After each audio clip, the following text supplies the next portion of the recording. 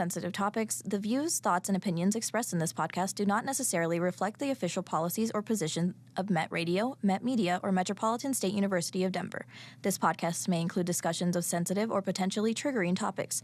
Viewer discretion is advised. Mature themes. This podcast may contain discussions of mature or sensitive topics that may not be suitable for all audiences. Strategies, suggestions, or opinions shared in this podcast are intended for informational purposes only and do not constitute medical, psychological, or professional advice. Viewers are encouraged to consult a qualified medical professional before acting on any information this podcast may contain. If you are in crisis or need immediate support, please contact a licensed professional or emergency services in your area. Viewer discretion is advised. Hi, my name is Livette. And I'm Ben. And this is Poli-Pop Talk. All right, guys. Hi. Again, another busy week in politics. Ever since the Epstein files and the government reopened, things have been popping off. So much has been going on. So we have a lot to get into. We want to start with the Trump signing of for the release of the Epstein files. So we've seen a couple historical votes here in the House where we had a vote of 427 to 1. To 1. One dissenter. One dissenter, or one no. It was a no. Oh, yeah. Mm-hmm. Yeah. I use dissent in the way of the actual definition of the word, not the political definition, which I should have used because we're talking about politics. No, that makes sense.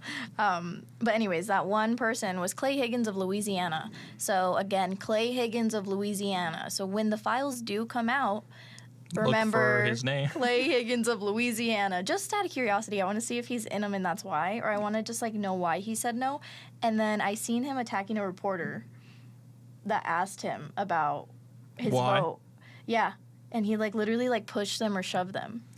I did not see that clip. I don't know if it was a reporter or just a civilian, but he did. I'll put the clip here again. But yeah, that was pretty crazy. Do you want to get into? Now that it's passed the House, it went to the Senate, and it was passed unanimously, which means everybody voted for it. But now it goes to the Attorney General? Yes. And with the Attorney General, they have 30 days to release it. Yeah, and so they have 30 days to release it, but they are able to make redactions. Yes. What redactions is it's the editing of text for publication. So pretty much in their specific in this specific instance, what they're doing is going through it.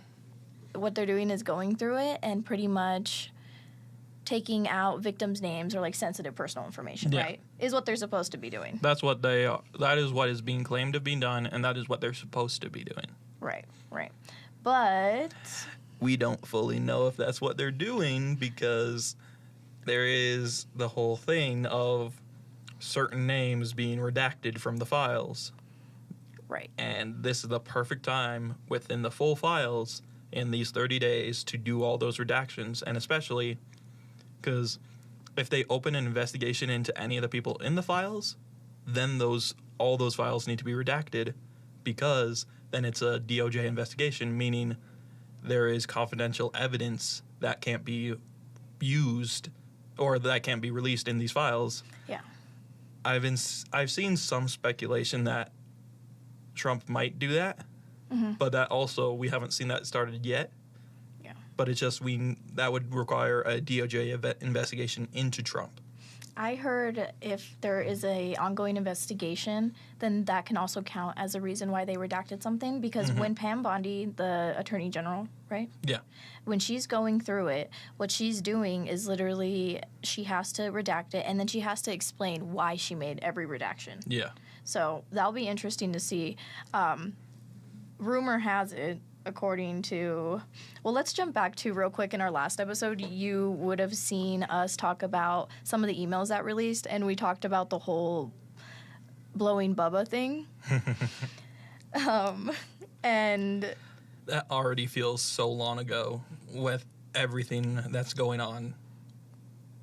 Yeah, seriously. But we got some clarification on that. Yes. Yeah, so Mark Epstein. Jeffrey Epstein's brother. Yeah, and he was the person the email was with Jeffrey, between him and Jeffrey. He went on News Nation with Chris Cuomo, and he said it is not Bill Clinton. So it's not Bill Clinton. It is not Bill Clinton, according to Mark Epstein. But yeah, he was the other recipient of the email. Yeah. So. And I have seen now speculation of a third Bubba. Okay, yeah, so... Have you seen the third Bubba? So I heard first it was Clinton, and then I heard it was a horse. That Ghislaine was Maxwell Ghislaine has a horse named Bubba. Yeah, and then who was the one you're talking about? A golfer named Bubba.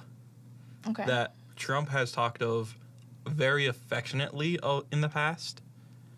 And Bubba has also said he loves that man of Trump. But that was also on public interviews, and people say that kind of thing just about colleagues and other people they're involved with in the public eye. Huh. Okay, well, I guess we'll see who it ends up being once we get more of the files. But I think it's so crazy. He also mentioned with the release of the files and the redactions, he mentioned that the FBI is having people, I think he's in like Virginia or something, combing through. They hired a bunch of people to comb through the files to like scrub them from Trump's Republican names. Republican names. Okay, yeah.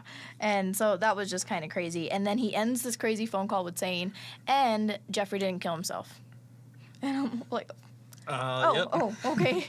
Well, that's a lot of information, sir, but thank you for the clarification. Yeah, and then I think he ends it really by asking, so who killed him? So the question now becomes, who killed him? Yeah. Who was so afraid who had of him what killed? was going to come out that they took out Epstein. Exactly. And that takes us to our next point, which is the missing minute. Oh, yes, the missing minute. Yeah. It is the most clear-cut evidence in my mind of him not killing himself. Because if you don't know, the missing minute is the security footage of the prison where Jeffrey Epstein was being held when he allegedly killed himself, according to the official autopsy report. But during that minute, when he killed himself, the security tapes magically just didn't record. It glitches. Yeah, it just glitched for that minute where he died. Yeah. So that no other time, just that minute where he died. Yeah, and I think it's funny because Pam Bondi commented on this, and her defense was, oh, it does that every single night. Which, also, if it's a prison security system, why does it just stop working every single night for a minute? Isn't it supposed to be known for having good security? Exactly. Yeah, so I don't really understand that. So that even adds more to this whole conspiracy that he didn't kill himself. Yeah. Which makes sense because if you look at the emails again, it does say that he believed he has the power to take Trump down politically. Oh, yeah. So it just is a little hand in hand, right? During the Trump presidency, in federal custody, Jeffrey Epstein dies, or he does die, but he commits suicide, and it's just a little convenient. I think it's a little worth conspiracy theorists looking into. I mean, it's been a thing that people have been saying for a while. Jeffrey Epstein didn't kill himself because of all of this stuff, and with these files, as of recently, it feels even more so with the amount of powerful people connected. There's an aspect of the current files that I know a lot of people aren't talking about a lot, but I find very interesting of the situation, is for weeks at a time, Jeffrey Epstein held high-level Mossad agents in his house, Israeli intelligence agents. Oh. So he has some deep ties to Israeli intelligence as well. I heard about, I don't know too much about it, but I vaguely seen something about Trump going over Jeffrey's head and purchasing an apartment or something, and then later on turning around and selling it to somebody from not here. I don't know. So that was really big, but but yeah, I wouldn't be surprised if this comes out and we see people from different countries, like leaders from different countries also being named and accused. I mean, already in the files, we've had Prince Andrew, who's no longer Prince now because of it, and even the guy who was just held at the White House, the Crown Prince of Saudi Arabia. He was named in the files. Oh, really? Yeah. Oh, no wonder him and Trump are homies.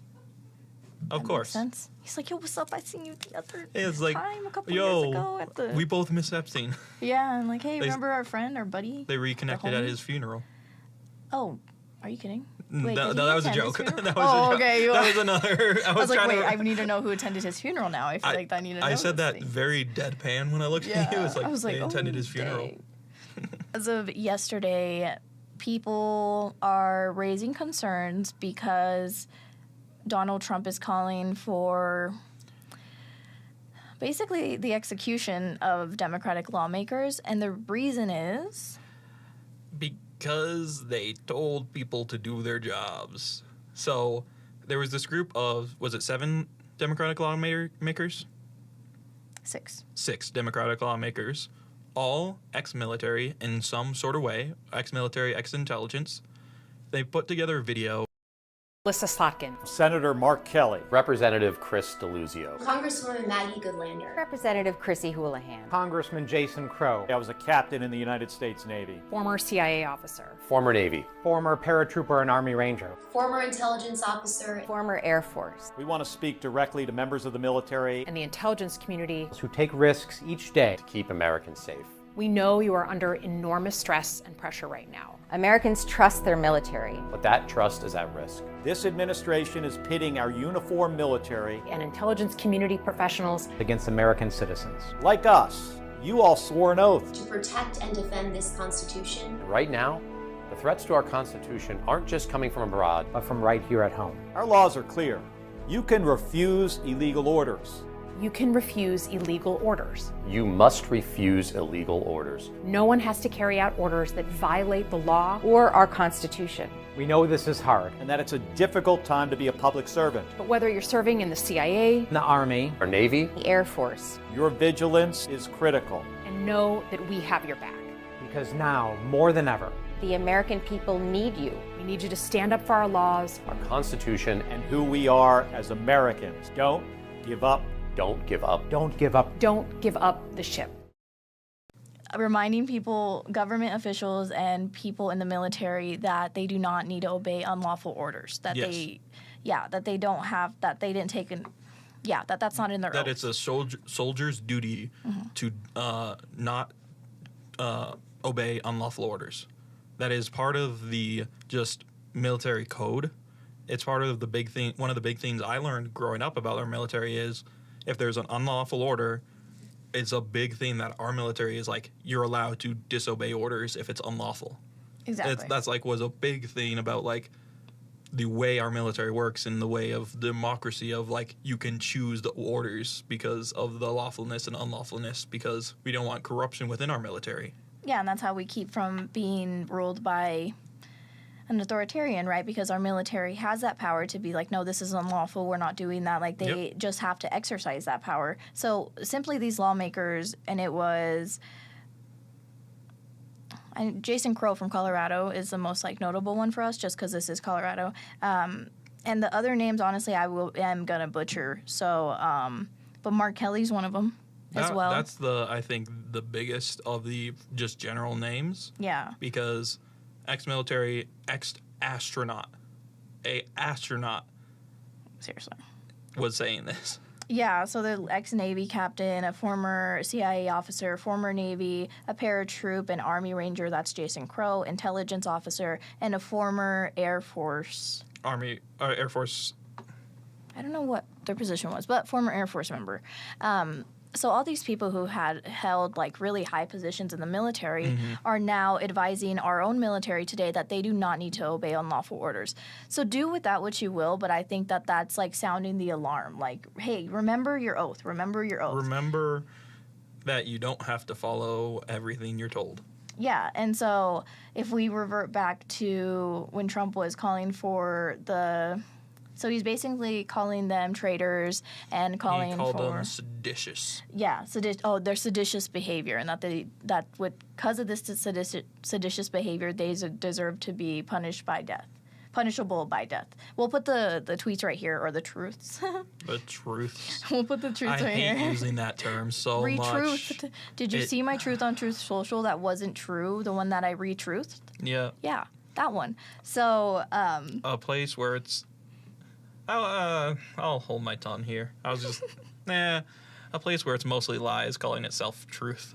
No, literally, the irony of it's really funny. So It's actually ironic. kind of a good joke. It's a good joke, to be honest. Yeah, I mean, it makes me laugh with how ridiculous it is. Oh, yeah, and the content's like, wow, that's exactly what you would expect that to be. But with that being said, he called them traitors, called for them to be basically punished by death, and then we had to sign up for Truth Social to look at these posts, right? Oh, yeah. So the funny part about it is that when you get on Truth Social, it automatically follows certain people. Automatically. And I'll give you one kind of guess on what kind of people that is. Republicans, yeah, Republicans. definitely. Yeah, It Republicans. is- It's Pam Bondi, it's Donald Trump himself, it's J.D. Vance, it's... Carolyn Levitt. Yep. It is. I hate how you say it like my name. It's not that. It's Levitt. It's because I say your name I so know, much. don't do that. Do not associate those two Carolyn things. I'm Levitt. embarrassed.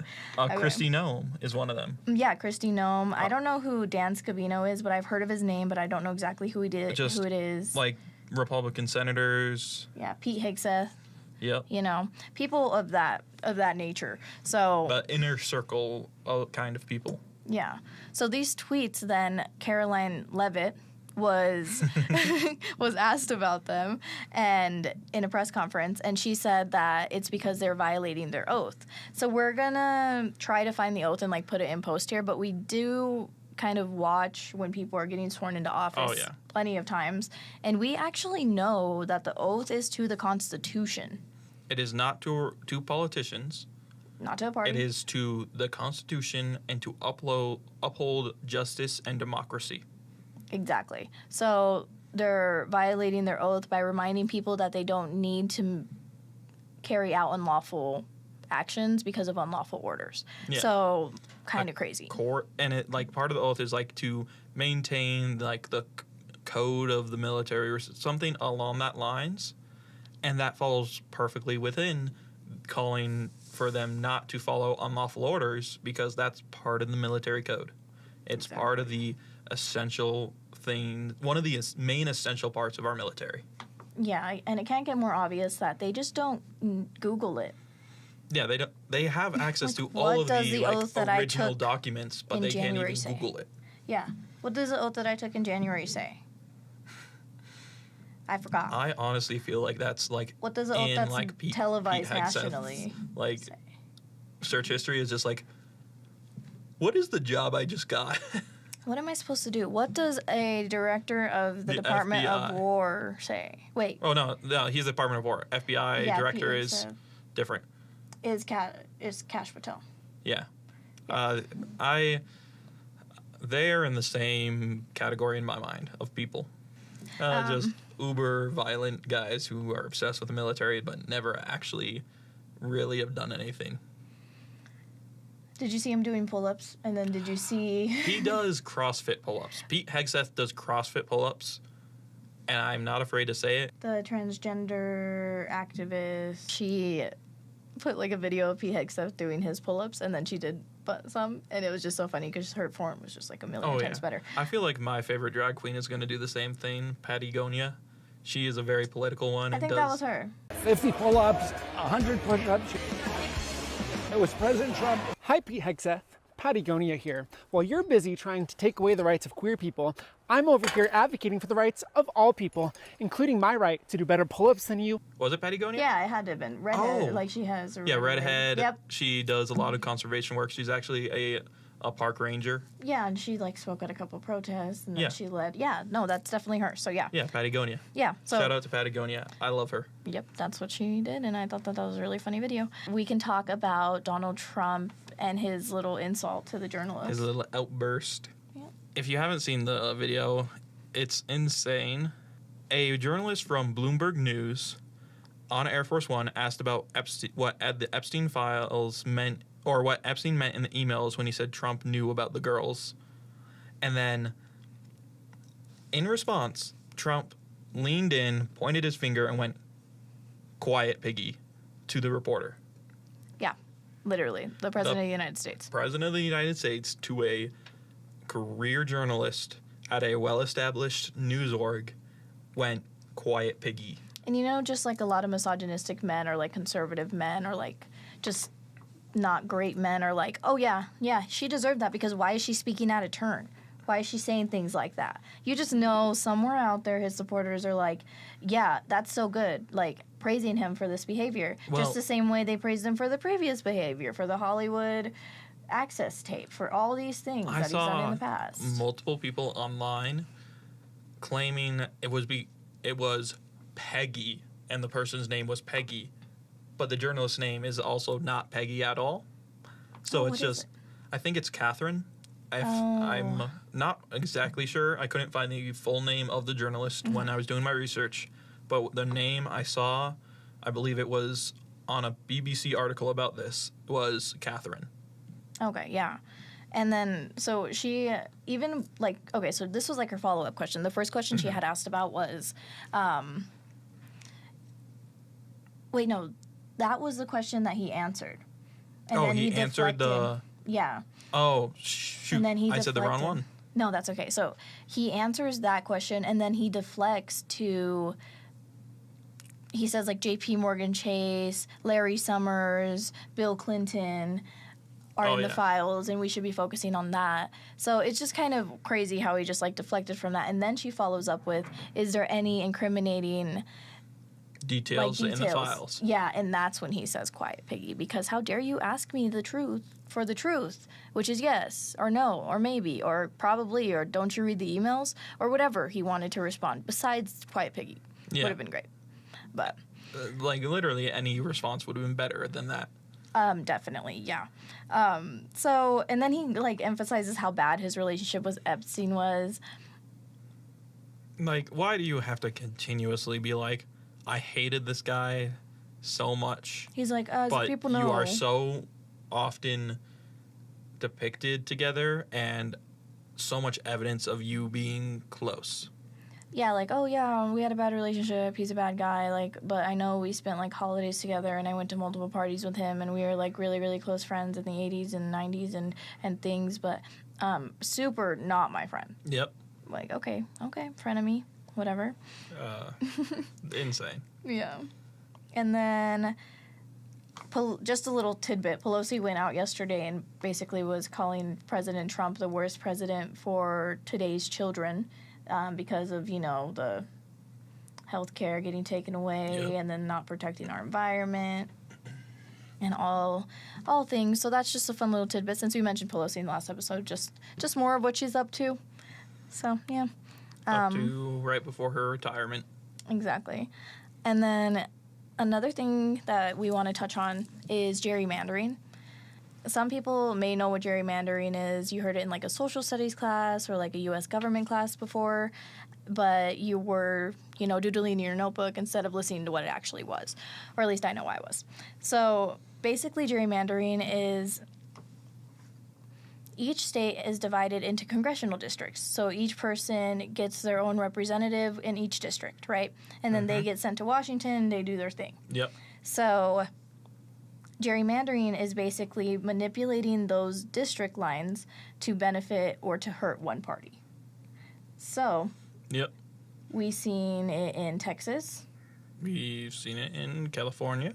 Yeah, and with Texas... Yeah, so we've seen it in Texas, we've seen it in California. In Texas, it was just kind of passed within, like, the legislature.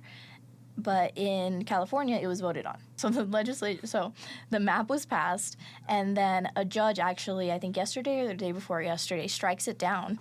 And he says that, okay, so according to this judge, it is a Trump-appointed judge, actually. A Trump-appointed judge. And Would you look at that? Exactly, yeah. Yeah, how crazy. How dare you? Oh, wow. Yeah, his name is Jeffrey Brown, and he told Texas Tribune that substantial evidence shows that Texas racially gerrymandered the 2025 map. What? Like, full, like, judge saying they were doing this because of race. Exactly, yeah, like, just, like, blatant, like, yep, That's why we were doing it. That's why we did it. Yeah, like literally, if the judge says there is substantial evidence that it was racially gerrymandered and that's why he threw it out, then that's pretty reasonable. That's pretty reasonable to me. I understand why he would do that. But then people started to think, like, what about California's? Well, because California's was voted on rather than just, like, pushed through the legislature. So I don't know if another judge will try to, like, strike down California's. Well, that's the thing. The purpose behind it. Because I don't think there's any way they can fully claim the California one has anything to do with race. Exactly, because it probably doesn't. It probably doesn't. It's not, and if it does, it's probably not as obvious, right?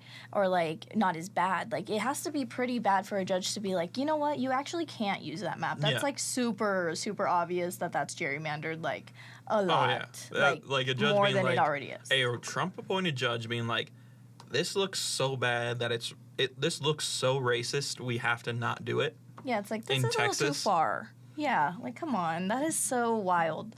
But, yeah, for people who don't know who gerrymandering is, like I said, you get your own congressional member per district. You can actually look that up if you're in Colorado. You can look that up on the Secretary of State's website, and it'll tell you, like, what House district you're in. It'll tell you what congressional district you're in. It'll tell you your county commissioners, all those things, like all those tiny things that you don't really know the details of off the top of your head all the time.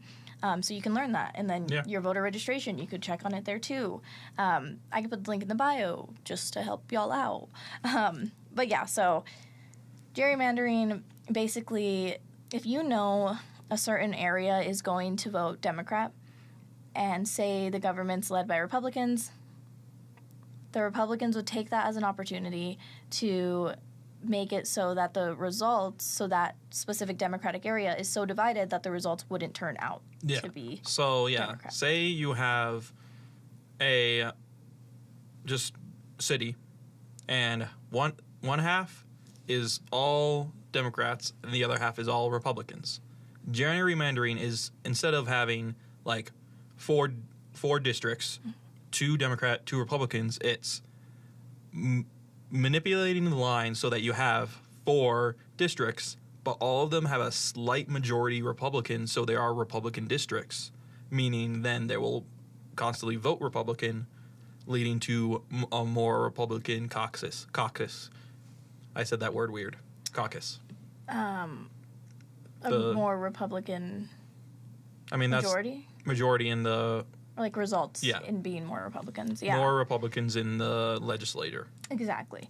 Yeah, so that's always fun. So that's what's happening with gerrymandering. I haven't heard anything that's like to say that California's is being like reviewed or has been like called anything, but the only reason this happened and why it was so weird is because it's assumed that Trump told people in Texas to do this so that he can gain more seats because he seen how unpopular he was getting, like his approval ratings are down, and so he took that as an opportunity to be like, well, if we might lose some seats, then I need you guys to gerrymander the hell out of that map. Get us back those seats. Exactly. And then Gavin Newsom said, all right, bet. I'll do the same thing because did you forget California's huge and Democrat? So yeah, fighting fire was fire, which is about time. But, oh yeah, and then another reason why this is so important is because it happens every 10 years and correlates with the U.S. Census, which is basically something that calculates each state's population, and then it helps the federal government divide like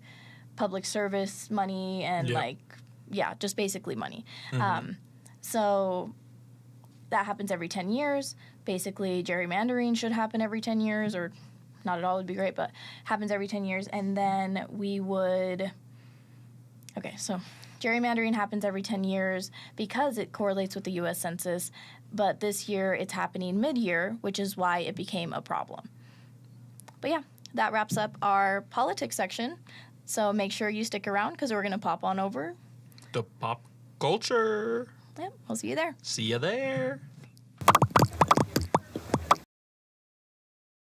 All right, welcome to our pop culture section here on Poli-Pop Talk.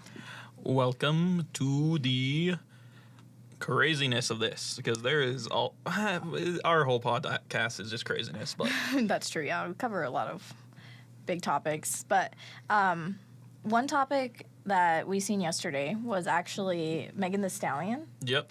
So, I didn't know this was happening, but I saw an article about this of Megan Thee Stallion leaving court for a civil lawsuit, crying, and this civil lawsuit is having to do with AI porn, deepfake porn. Oh yeah, yeah, of her. Deepfake is in general like AI based, but not like the way you usually think with the current AI stuff.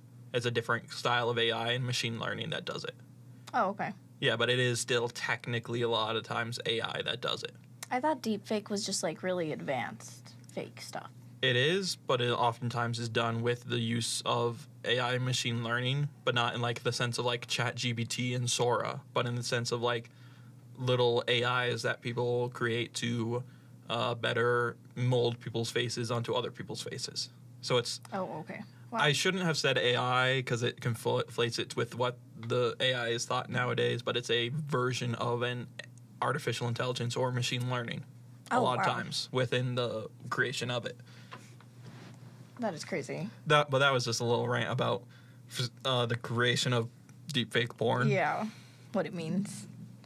But so, Megan Thee Stallion was at court for a civil lawsuit against vlogger, I need to get this name right, Milagro Grams.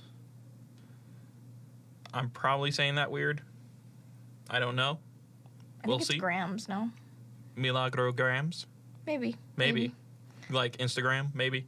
So, Megan Thee Stallion is in a civil lawsuit against this vlogger, Milagro Grams, about deepfake porn video that Grams encouraged his viewers, or their viewers, actually don't know the pronouns of the vlogger, but they encouraged their viewers to watch this deepfake porn of Megan Thee Stallion.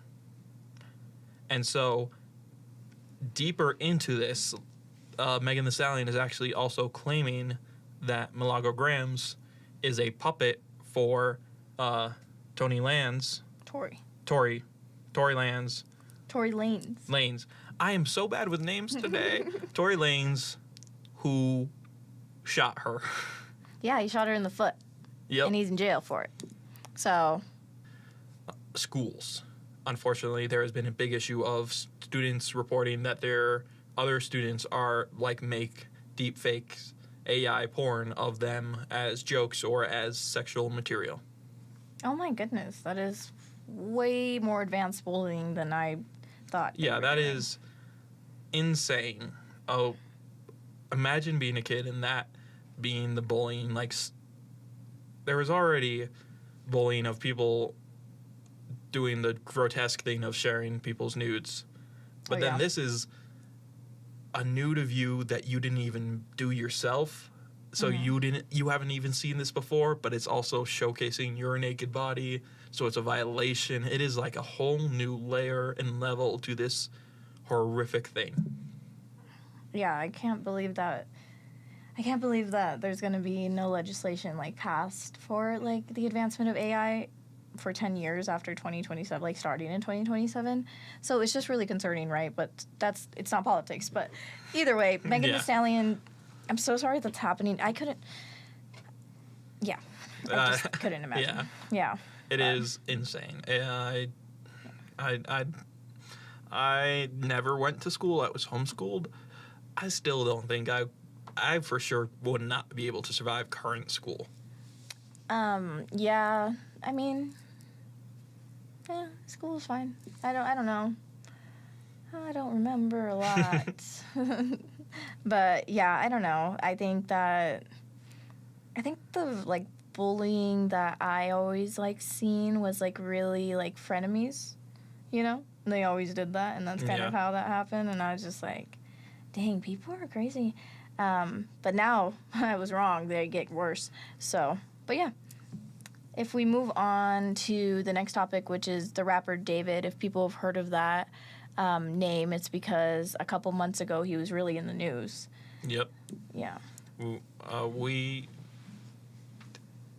Did we talk about it in an episode that came out? Not yet. So we haven't talked about it. Right, yeah, it's we haven't talked about it. So, Yeah, it's insane. Just a little backstory. There was this Tesla that was found in Hollywood Hills that was abandoned for a couple days, or was it a couple weeks? I don't know. I think it was days. I don't know. It was a couple days. They got reported, and then it got impounded by the police. And while it was in the impound lot, they discovered that there was a body in the frunk of the Tesla. The body of Celeste Rivas, a 13-year-old girl who went missing a year prior. Well, she was 15 when she got found, right? She was 13 when she got missing. Yeah. The day she got found, she would have turned 15. It was her 15th birthday when she got found. Wow. And she went missing when she was 13 years old. Yeah, and I remember, like, when they found her body, there was a video of her teacher saying, like, oh, look, he was at my school. She was in my class. Yeah. I taught her. People were talking about her boyfriend, David, this rapper from L.A., and when she ran away, she came back and was telling people the story. I'll put the clip here. In front of this poster right here. Okay, hold up. I got another one because I got a picture on TMZ of this other kid exchanging stuff with the rapper who we alleged did this stuff. Hold on a second, because he's also in my classroom. Wait, how long ago was this? We all just found out yesterday who it was, but she's been missing since I taught her. So when I taught her, she met this dude on social media. He was a rapper in LA. He came and got her. She ran away from home. She was gone for like a month. The cops found her in Hollywood, brought her back to our school. She came back to our school, kind of told people this story. She disappeared again in May of that year, May of 2024. That's when her friends told me what happened, that it was this rapper. And then I found out yesterday that she's now dead in that rapper's car, cut into pieces. You want to know how they met? I feel like I just said it.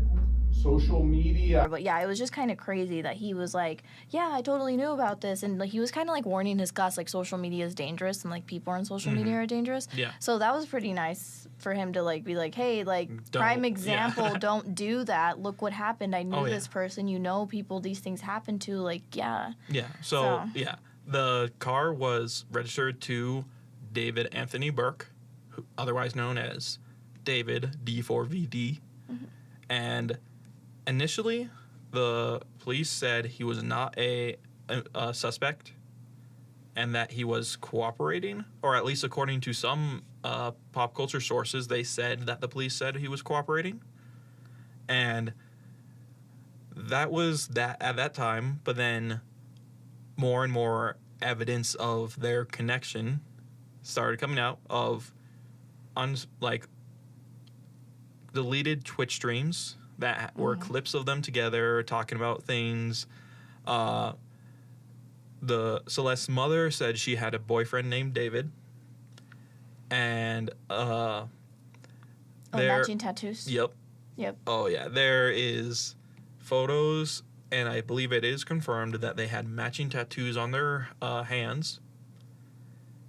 Yep. And so with all of that, for a while, the police said they didn't consider David a suspect, and they had no suspects. And there was a lot of public confusion there, because there is a lot of people who are like, he did it. This is, like, he was in a relationship with this minor while he was over the age of 18. She was, I can't remember his exact age. I believe he is 20 or 21 right now, the rapper David. So he is around 6 or 7 years older than Celeste Rivas, and would have been 18 or 19 at the time of her disappearance, when she was 13. And so with him not being considered a suspect, a lot of people were confused. And then just out of the blue recently, the police now are saying he is a suspect. They feel very good about the suspect, and that they believe he had accomplices. He was on tour when when all this stuff was happening, and it wasn't until maybe like a week into it where he stopped performing. Because people found the Twitch streams. Yeah, people found all these things, and they're like, hey, I got some questions, dude. Oh, yeah. He was going on his world tour, and it was in the first legs of his tour. I can't confirm if it was his first concert. I don't think it was, but it was in the earlier ones. But the day she was found, he had a concert, and then he just did a couple more concerts acting like nothing was happening, and then all of a sudden cut the tour, complete silence. And then here's a little detail I think you might not know. He transferred his house to his mother's name. And all of his, I think there is also speculation that he transferred all his assets to his mother's name as well. As like in a lot of people speculating in a preparation way of being like, I'm going away for a while. Oh, interesting. And maybe not Anna. I'm going to go with Celeste. There's a chance of that as well. Yeah, because a lot of his music alludes to the fact of like dying or with the one you love. So yes. Who knows? Like, I mean, and he's barely a suspect is wild. His most famous song was called Romantic Homicide, in which he depicted putting a body covered in a white sheet in the trunk of a car. Yeah, literally. And it was like, and also like this couple in the car too, and the girl kind of resembles. Oh, not kind of. Yeah. Very closely resembles Celeste. Yeah, in that music video. So it's just Yeah. kind of crazy. And this happened in September. So literally September, October. We're in November now. And he's barely being considered a suspect after the car was registered under his name, the car that she was found in. Also, she was said to be like decapitated, right? I don't know about dismemberment. Yeah. She was disfigured. I know that term was for sure used in the description. But I was also going to say... What was I going to say? Oh, with the whole not considering him a suspect for a while, I've seen a good amount of people speculate online that was the cops using a tactic of, like, not saying he's a suspect as a way, like, being like, oh, we need to get more evidence before we can charge him, but we don't want him with all his resources and money fleeing the country or lawyering up, like, too much right now, so we won't consider him officially a suspect while we still investigate him. And that also reminds me of another point I was going to bring up, because initially there were some entertainment and pop culture sources that were saying that he was cooperating fully with the police. The police have said he has not cooperated from the beginning at all. So maybe they were trying to make him look good? That seems possibly, or it was speculation by these sources without confirming it.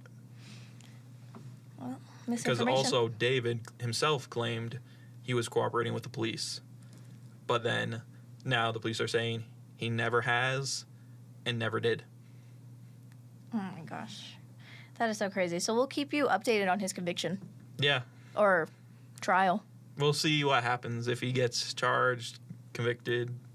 Yeah, literally. Or gets let go and becomes, again, another worldwide sensation, even though personal opinion time, it looks very much like he did it.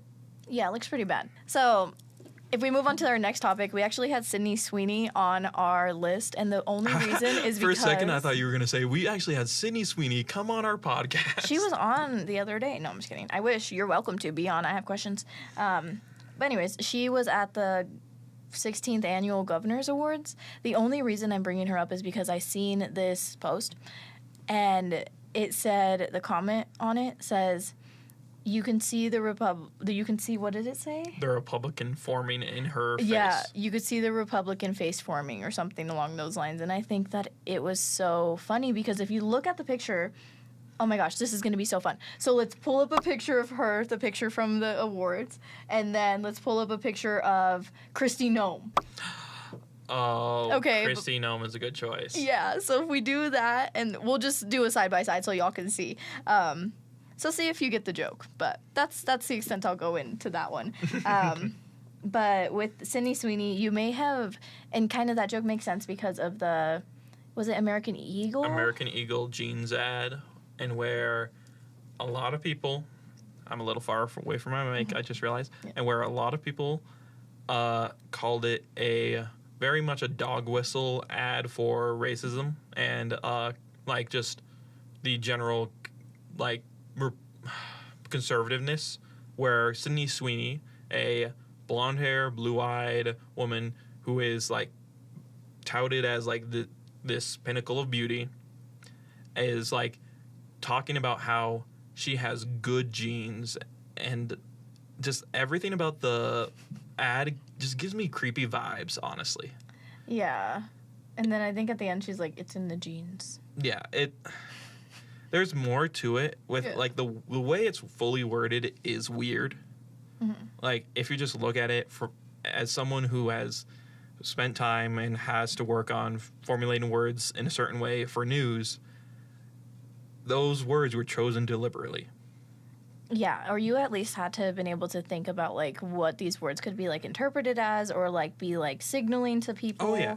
Because it's in the genes. It's all in the genes. I have good genes. White, blue-eyed, blonde woman, which is like, yeah, okay, but like at this time, like within the current political climate, exactly, it was not tasteful. It wasn't taken well, yeah, at all. And also, a company of that size has got to have a big enough marketing team where someone is like, this sounds like we're talking about genetics. We're talking about eugenics here. Yeah. But somehow it still made it through. Maybe it was on purpose, who knows, but she's doing really bad at the box office, like super bad at the box office. Yeah. Like there's headlines saying like Sydney Sweeney like sets records of being like the worst like actor to perform at box office, which is funny. And I guess she has a bunch of movies out. She has Entertainment Weekly said that she'd set the record of the worst box office. Christie, which is the one where she's a boxer. Mm-hmm. That's the extent of what I know about that one. It went down 91.7% in the second weekend. Dang. Yeah, at the box office. That is bad. Yeah, so it literally brought in 1.3 million, but lost 15 million because that's how much it took to make it. Can you imagine? That's like a waste. I cannot, like, having that much budget for a film and it flopping, just gotta feel so that bad. Means people seen it and they're like, you know what? Don't go see that movie, actually. Yeah. And I don't even know how you do that. I don't even know. Anyways, I don't know. But I didn't hear anything about that movie, and I don't know if it's in result of the jeans ad. Maybe because people are like really mad at her and not supporting her. There's that. There's also been just stuff in general over time. Yeah. Of a lot of people speculating based on certain things that she is conservative and MAGA. Mm-hmm. This picture being one. But like even to the point where recently, it's not confirmed, but I have seen some articles stating that Zendaya is refusing to do any promotion for Euphoria Season 3 with Sydney Sweeney at all. Oh, leave it to Zendaya to stand on business. I love that. Love her. Love her. Period. Yes. So movies, box office, I never really understood how that works, so maybe we'll like get into how that works another day, but I've been recently going to the movies more, and I forgot how much I love it. Like, I love movies. I need to get better at that. Certain movies. Like, Josh Boone is my favorite screenwriter. Mm-hmm. He wrote my favorite movie, Stuck in Love. Mm. Okay? And he directed this new movie that's in theaters, and it's called Regretting You.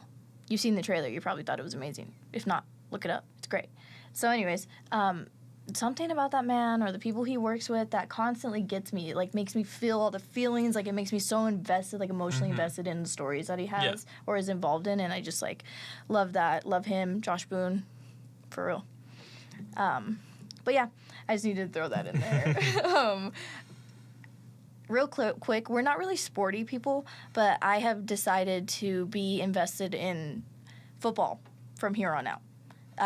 For the simple fact that the Denver Broncos are doing really good, and I'm from Denver, and I'm from Colorado, and I need to be proud of my home state, and they're making me proud. It's the same kind of thing when, like, the Nuggets, like, I do actually like basketball, and I like the Nuggets, but to keep up with the season, like, I've never been a sports person. I've never been able to keep up with the season. Like, I'll be like, oh, like midway in, or like, and then I'm at the Super Bowl all of a sudden, and I'm like, wait, how did we get here? Oh, yeah. Yeah, so.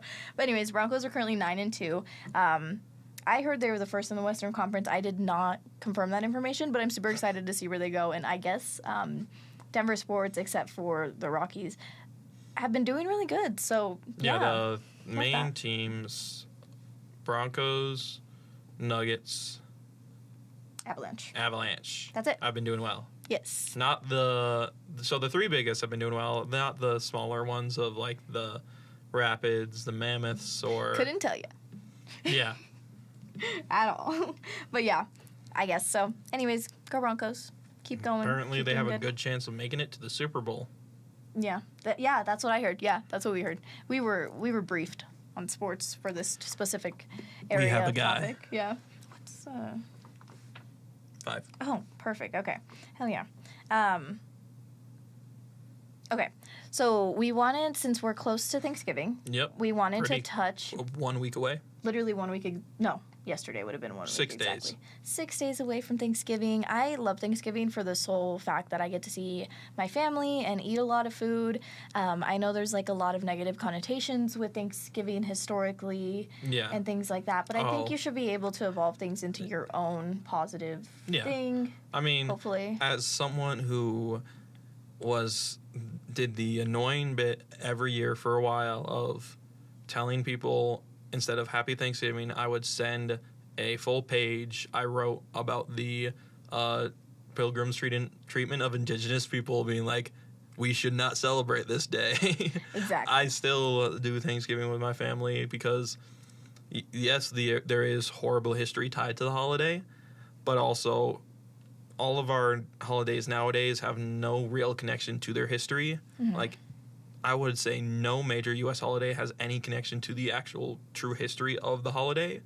We just are in our, I'll say it, uber capitalistic versions of these holidays, and that's what we're in now. So it's fine if people want to just enjoy the cheer and spirit of these holidays. Yeah. It's like, to me, nowadays, it's no different than people loving the hell out of Halloween. A lot of people love Halloween so much. Yeah, but it has negative connotations religiously and stuff. Yeah. And to me, there's like nothing backing the holiday of Halloween nowadays.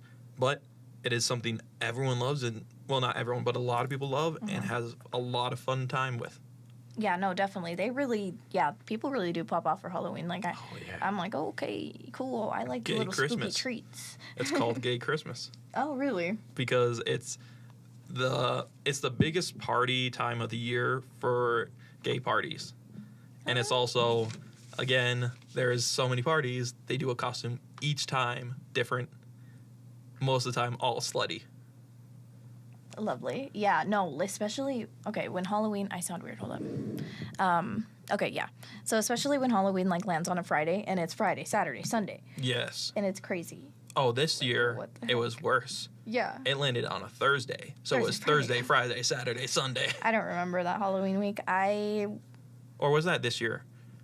I can't remember. I think it was Friday. Look. So maybe it was last year. I remember I was talking to someone about a Halloween where it was Thursday, and they were talking about how many gay parties they went to that weekend, and there was like 2 a day they went to. Oh my goodness. Wow. Yeah, so holidays are weird, but speaking of uber capitalistic, Black Friday literally was made for capitalism to prosper. So we wanted to talk about how you were saying that the sales aren't really sales. No.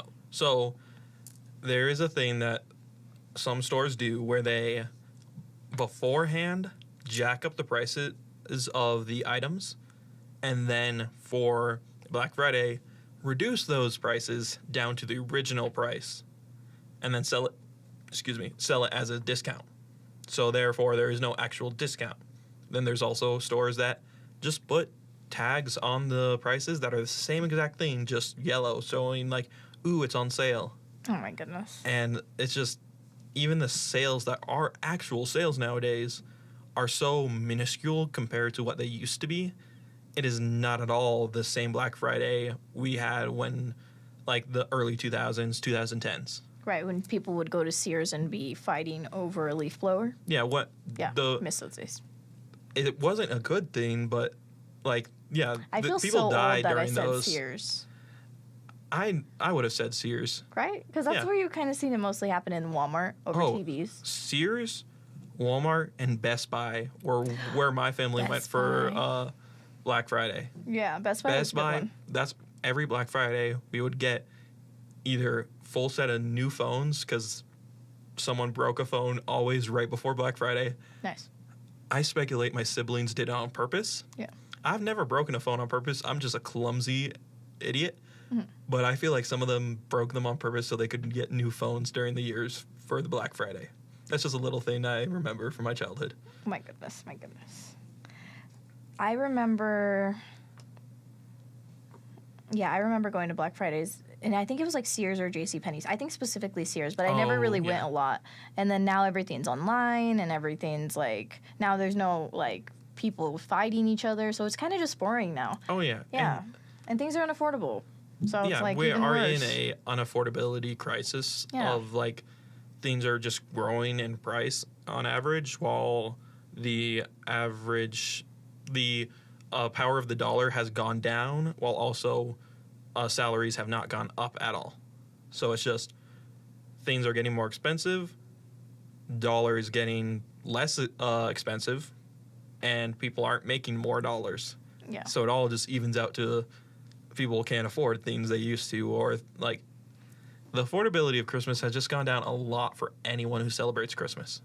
No, definitely. I've started to have to like make my Christmas gifts, but that is basically all we have for pop culture. We have more, but that's all we have time for today. Yeah, so that's where we're going to have to wrap it up for you. We unfortunately are stuck to our tight hour. We can, you'll find very soon with watching us, we can yap for a lot longer than that. Yeah, definitely. So we kept it nice and tight-knit today. But we'll catch you on the next episode. Make sure to like and subscribe. Follow us on Poli-Pop Talk on Instagram. And if you want to follow us on Truth Social, don't. Bye.